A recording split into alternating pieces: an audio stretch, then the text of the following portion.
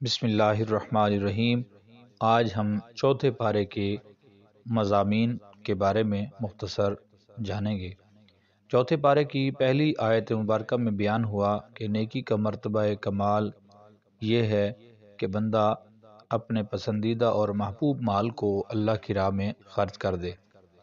رسول اللہ صلی اللہ علیہ وآلہ وسلم اونٹ کا گوشت کھاتے تھے اور اونٹنی کا دودھ نوش فرماتے تھے۔ اس پر یہود نے اعتراض کیا کہ اونٹنی کا گوشت اور اس کا دودھ شریعت ابراہیمی سے حرام چلا آ رہا ہے، لہٰذا آپ یہ کیوں تناول فرماتے ہیں؟ رسول اللہ صلی اللہ علیہ وآلہ وسلم اگرچہ امی اپنی پیدائشی حالت پر تھے اور آپ صلی اللہ علیہ وآلہ وسلم نے رسمی طور پر لکھنا پڑھنا نہیں سیکھا تھا، مگر آپ نے یہود کو چیلنج کیا کہ اگر تمہارا دعویٰ سچا ہے تو تورات لے آؤ اور اس میں یہ حکم دکھاؤ، ورنہ یہ اللہ تعالیٰ پر تمہارا افتراء ہے، کیونکہ شرعی طور پر کسی چیز کو حرام قرار دینا یہ اللہ تعالیٰ کا حق ہے یا اس کے اختیار سے اس کے رسول کا حق ہے، جیسا کہ سورۃ اعراف آیت نمبر 157 میں ہے۔ اس لیے اللہ تعالیٰ نے فرمایا کہ ہر قسم کا طعام بنی اسرائیل کے لیے حلال تھا، سوائے اس کے کہ جس کو تورات کے نزول سے پہلے حضرت یعقوب علیہ السلام نے از خود اپنے اوپر حرام قرار دیا۔ اس سے معلوم ہوا کہ حضرت یعقوب علیہ السلام کا اونٹنے کے گوشت اور دودھ کی خوراک کو ترک کر دینا اللہ تعالیٰ کی طرف سے نہیں تھا، بلکہ عزیمت کے طور پر انہوں نے خود اپنے اوپر یہ پابندی عائد کر لی تھی، جیسے حضرت عمر رضی اللہ تعالیٰ عنہ نے مسلمانوں کی تنگ دستی کی وجہ سے اپنے اوپر شہد کے استعمال کی پابندی لگا دی تھی۔ آیت نمبر 95 تا 97 میں صاحب استطاعت پر حج کی فرضیت کا حکم بیان ہوا، اور یہ کہ زمین پر اللہ تعالیٰ کی عبادت کے لیے سب سے پہلا گھر مکہ مکرمہ میں بیت اللہ بنایا گیا ہے، جس میں واضح نشانیاں ہیں، مقام ابراہیم ہے اور یہ جائے امن ہے۔ آیت نمبر 103 سے 110 میں اتحاد امت فرقہ بندی سے بچنے کا حکم ہوا اور فرمایا کہ اسلام سے پہلے تم ایک دوسرے کے دشمن تھے، ایک دوسرے کے خون کے پیاسے تھے اور اپنی بدعمالیوں کے سبب آگ کے گڑھے کے کنارے پر پہنچ چکے تھے، مگر اسلام اور پیغمبر اسلام کی برکت سے اللہ تعالیٰ نے تمہارے دلوں کو جوڑ دیا اور تم بھائی بھائی بن گئے۔ آیت نمبر 110 میں بتایا کہ امت محمدیہ کو اللہ تعالیٰ نے عالم انسانیت میں دعوت حق کے لیے پیدا کیا ہے۔ آیت نمبر 112 میں بتایا کہ یہود پر ان کے ناروا اعمال کے سبب ذلت مسلط کر دی گئی، کیونکہ وہ اللہ تعالیٰ کی آیات کا انکار کرتے تھے، اس کے انبیاء کرام علیہ السلام کو ناحق قتل کرتے تھے اور حد سے تجاوز کرتے تھے۔ ساتھ ساتھ یہ بھی بتایا کہ اہل کتاب میں ایسا گروہ تھا جو حق پر قائم رہا، تلاوت، عبادت، خیر کے کاموں میں مستعد رہنا اور امر بالمعروف اور نہی عن المنکر ان کا شعار تھا۔ آیت نمبر 118 میں حکم ہوا کہ اہل ایمان کو چاہیے کہ وہ اپنے دین کے دشمنوں کو اپنا رازدار نہ بنائیں، وہ مسلمانوں کی بربادی میں کوئی کسر نہیں چھوڑیں گے اور مسلمانوں کا مصیبت میں مبتلا ہونا ان کی خواہش ہے۔ ان کی مسلمانوں سے نفرت کسی حد تک ان کی باتوں سے عیاں ہے، اور جو بغض و عناد وہ اپنے دلوں میں چھپائے ہوئے ہیں وہ اس سے بڑا ہے، ان کا شعار منافقت ہے۔ غزوہ بدر کی طرف اشارہ کرتے ہوئے آیت نمبر 122 میں فرمایا کہ منافقین کا ساتھ چھوڑنے کے بعد مسلمانوں کی دو جماعتیں بنو حارثہ اور بنو سلمہ کی ہمتیں پست ہو رہی تھیں کہ اللہ تعالیٰ نے انہیں بچا لیا۔ آیت نمبر 123 سے 128 میں غزوہ بدر کا ذکر ہے۔ اللہ تعالیٰ نے ایسے حالات میں کہ مسلمان ظاہری اعتبار سے کمزور تھے، 3000 فرشتے ان کی مدد کے لیے اتارے اور مزید نصرت غیبی کا وعدہ فرمایا، اور یہ بھی بتایا کہ مجاہدین کی مدد کے لیے فرشتوں کا نزول مومنوں کے اطمینان قلب کے لیے تھا۔ آیت نمبر 130 میں ایک بار پھر سود کی ممانعت کا حکم نازل ہوا کہ حرام طریقے سے مال کو دگنا چگنا نہ کرو۔ آیت نمبر 133 134 میں بیان ہوا کہ اہل جنت کا شعار یہ ہے کہ وہ ہر حال میں اللہ کی راہ میں مال خرچ کرتے، غصے پر قابو پاتے اور لوگوں کی خطائیں معاف کر دیتے ہیں۔ آیت نمبر 139 سے 139 میں غزوہ احد میں افرادی قوت اور اسباب میں کمی کے سبب دل چھوڑنے والے مجاہدین کو تسلی دی گئی کہ ثابت قدم رہو، آخر کار تم ہی سرفراز ہوگے۔ اگر وقتی طور پر تمہیں کوئی تکلیف پہنچی ہے تو اہل حق کے ساتھ ماضی میں بھی ایسا ہوتا رہا ہے، مگر برے دن ہمیشہ نہیں رہتے، اور یہ ابتلائیں اور آزمائشیں مسلمانوں کے لیے درجات کی بلندی کا سبب بنتی ہیں۔ جنت کے حصول کے لیے مسلمانوں کو مشکلات سے گزرنا پڑتا ہے۔ یہ بھی بتایا کہ موت سے ڈرنا مسلمانوں کا شعار نہیں ہے۔ غزوہ احد میں جب یہ افواہ اڑا دی گئی کہ الیاذ باللہ اللہ کے رسول شہید ہو گئے ہیں، تو مسلمانوں کے عارضی طور پر قدم لڑکھڑا گئے، اور ان کو اطمینان دلانے کے لیے اللہ تعالیٰ نے قرآن نازل فرمایا اور محمد صلی اللہ علیہ وآلہ وسلم اللہ کے رسول ہی تو ہیں، ان سے پہلے بھی رسول گزر چکے ہیں، تو اگر قضائے الہی سے وہ فوت ہو جائیں یا بفرض محال شہید ہو جائیں تو کیا تم الٹے پاؤں واپس پلٹ جاؤ گے؟ غزوہ احد کے بارے میں انہی آیات میں بتایا گیا کہ جب عارضی طور پر مسلمانوں کی ہمتیں جواب دینے لگیں اور طرح طرح کے گمان ان کے ذہنوں میں پیدا ہونے لگے، تو اللہ تعالیٰ نے ان میں بعض کی تسلی کے لیے ان پر اونگ طاری کر دی، اور نیند کی کیفیت میں انہیں امید افزا منظر دکھایا تاکہ ہمت بن جائے۔ ان کے ذہنوں میں یہ خیال بھی آ رہا تھا کہ ہم مدینے سے نکل کر احد کے میدان میں نہ آتے تو شاید موت سے بچ جاتے،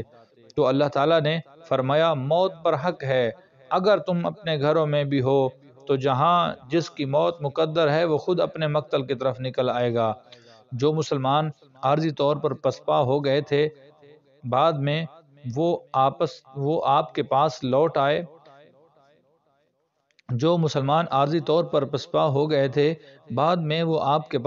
آئے تو آپ صلی اللہ علیہ وآلہ وسلم نے ان پر کوئی گرفت نہیں فرمائی، اور آپ کی اس اخلاقی عظمت کو قرآن نے یوں بیان فرمایا، سو اللہ کی عظیم رحمت سے آپ مسلمانوں کے لیے نرم ہو گئے، اور اگر آپ تند خو اور سخت دل ہوتے تو وہ ضرور آپ کے گرد و پیش سے بھاگ جاتے، پس آپ انہیں معاف کر دیں اور ان کے لیے استغفار کریں اور اہم امور میں ان سے مشورہ کریں، پس جب آپ کسی کام کا عزم کر لیں تو اللہ پر توکل رکھیں۔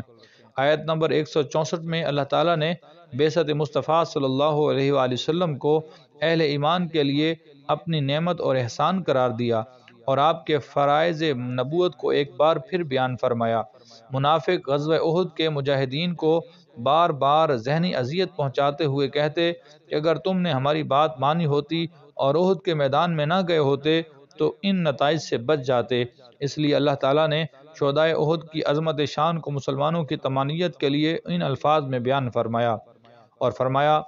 اور جو لوگ اللہ کی راہ میں قتل کر دیے جائیں انہیں مردہ گمان بھی نہ کرو، وہ اپنے رب کے پاس زندہ ہیں، انہیں رزق دیا جاتا ہے۔ کافروں کو بتایا گیا کہ انہیں جو دنیا میں ڈھیل دی جا رہی ہے یہ ان کے لیے مزید تباہ کن ہوگی، کیونکہ جتنی سرکشی وہ کرتے چلے جائیں گے انجام کار اس کا وبال انہی پر آئے گا۔ آیت نمبر 180 میں ان بخیل مالداروں کو جو اللہ تعالیٰ کا دیا ہوا مال اس کی راہ میں خرچ نہیں کرتے وعید سنائی گئی کہ اللہ تعالیٰ نے اپنے فضل سے جو مال انہیں عطا کر رکھا ہے وہ یہ گمان نہ کریں کہ یہ ان کے حق میں بہتر ہے، بلکہ یہ ان کے حق میں برا ہے، اور قیامت کے دن اسی جمع کیے ہوئے مال کا توق بنا کر ان کے گلے میں ڈال دیا جائے گا۔ آیت نمبر 183 میں رسول اللہ صلی اللہ علیہ وآلہ وسلم یہود کے اس مطالبہ کا ذکر ہے۔ ان کے نزدیک نبی کی صداقت کی نشانی یہ ہے کہ وہ اللہ تعالیٰ کی قربانی پیش کریں اور آسمان سے آگ آئے اور اسے کھا جائے، یعنی جلا کر راکھ کر دے۔ بتایا گیا کہ یہ محض ان کی ضد اور ہٹ درمی ہے۔ اس کا ثبوت یہ ہے کہ جن رسولوں نے یہ معجزہ پیش کیا ان پر وہ ایمان نہیں لائے۔ آیت نمبر 190 میں اور اس کے بعد آنے والی آیات میں یہ بتایا گیا کہ کائنات اور اس کی تمام اسرار و رموز، نظم و ضبط اور ایک نظر نہ آنے والے کنٹرول اللہ تعالیٰ کی قدرت کی بہت بڑی نشانی ہے، اور اہل ایمان ہر حال میں اللہ تعالیٰ کے ذکر میں محو رہتے ہیں اور اللہ تعالیٰ کی قدرت و جلالت کی عقیدت میں ڈوب کر وہ کہتے ہیں اے ہمارے پروردگار، تو ہمارے گناہوں کو بخش دے، ہماری خطاؤں کو مٹا دے اور ہمارا خاتمہ نیک لوگوں کے ساتھ فرما۔ اے ہمارے پروردگار، اپنے رسولوں کی زبانی تو نے ہم سے جو وعدہ فرمایا وہ ہمیں عطا فرما۔ اس کے بعد سورۃ النساء کی ابتدائی 23 آیات ہیں۔ پہلی آیت میں اللہ تعالیٰ یہ فرماتا ہے کہ اے لوگو، اپنے رب سے ڈرو جس نے تمہیں ایک شخص سے پیدا کیا اور اسی سے اس کی بیوی حوا کو پیدا کیا، اور پھر ان دونوں کے ذریعے کثیر تعداد میں مرد اور عورتیں زمین میں پھیلا دیے، یعنی تمام انسانیت کی اصل ایک ہے۔ اس کے بعد فرمایا کہ اپنے زیر کفالت یتیموں کے مال کو اپنے مال کے ساتھ ملا کر نہ کھاؤ، یہ بہت بڑا گناہ ہے۔ اسی طرح اپنے خراب مال کو یتیم کے اچھے مال سے تبدیل نہ کرو۔ اگلی آیت میں یہ بتایا کہ اگرچہ بوقت ضرورت ایک سے زیادہ 4 تک شادیوں کی اجازت ہے، لیکن ازدواج کے درمیان عدل کی کڑی شرط کے ساتھ۔ زیر کفالت یتیموں کے حوالے سے فرمایا کہ اگر وہ اپنے مال کی حفاظت کا شعور نہیں رکھتے تو ان کے سرپرست کو چاہیے کہ ان کے مال کی حفاظت کرے، ان کے ضروریات کی کفالت کرے اور ان سے حسن سلوک کرے۔ یتیم کا مال اس وقت اس کے سپرد کرو جب وہ بالغ اور عقل مند ہو جائے۔ اس اندیشے سے یتیم کا مال جلدی ہڑپ نہ کرو کہ وہ بالغ ہو کر اپنے مال کا مطالبہ کرے، اور جب یتیم کا مال اس کے حوالے کرو احتیاطاً گواہ مقرر کر لو۔ قرآن کریم نے یہ بھی بتایا کہ یتیم کا سرپرست اگر غنی ہے تو اپنی ذات اور ضروریات پر یتیم کے مال کو خرچ نہ کرو، اور اگر فقیر ہے تو وہ صرف بقدر ضرورت اپنے اوپر خرچ کر سکتا ہے۔ اللہ تعالیٰ نے یہ بھی فرمایا کہ مرد ہو یا عورت شریعت میں اپنے مقررہ حصے کی وراثت پانے کا حقدار ہے، یعنی اسلام میں عورت کو وراثت سے محروم نہیں رکھا گیا۔ سفارش کے طور پر قرآن نے یہ بھی بتایا کہ تقسیم وراثت کے موقع پر ایسے قرابت دار یتیم مسکین آ جائیں جن کو وراثت میں حصہ نہیں مل رہا تو نفلی صدقے کے طور پر انہیں کچھ نہ کچھ دے دو۔ ذرا یہ سوچو کہ کل خدا نخواستہ تمہاری اولاد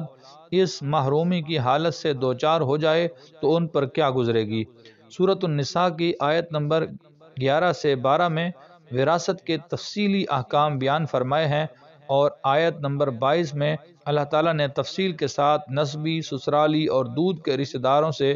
ان خواتین کا بیان فرمایا جن کے ساتھ ہمیشہ کے لیے نکاح حرام ہے۔ احکام وراثت اور محرمات نکاح کی تفصیل کے لیے مستند تفسیر کا مطالعہ کریں۔ یہاں پر گفتگو ختم ہوئی، انشاءاللہ اگلے پارے کی تفسیر کے ساتھ جلد حاضر ہوں گے۔ السلام علیکم ورحمۃ اللہ۔